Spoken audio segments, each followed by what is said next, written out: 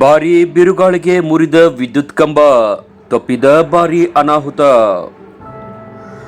ಭಾರೀ ಗಾಳಿಗೆ ಮರವೊಂದು ವಿದ್ಯುತ್ ತಂತಿಯ ಮೇಲೆ ಮುರಿದು ಬಿದ್ದು 3 ವಿದ್ಯುತ್ ಕಂಬಗಳು ಲೈವ್ ವಿದ್ಯುತ್ ಜೊತೆಗೆ ಜನವಸತಿ ಪ್ರದೇಶದಲ್ಲಿ ಮುರಿದು ಬಿದ್ದರು.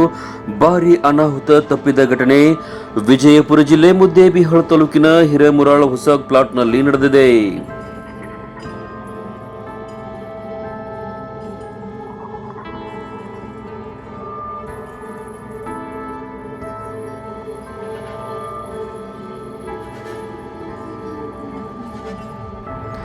ವಿದ್ಯುತ್ ಹರಿಯುತ್ತಿದ್ದ 3 ಫೇಸ್ ಕೇಬಲ್ ರಸ್ತೆ ಮತ್ತು ಮನೆಗಳ ಮುಂದೆ ಬಿದ್ದ ಕೂಡಲೇ ವಿದ್ಯುತ್ ಸರಬರಾಜು ಬಂದ್ ಆಗಿದ್ದರಿಂದ ಪ್ರಾಣಹಾನಿ ಅಗ್ನಿ ಅವಘಡ ತಪ್ಪಿದೆ.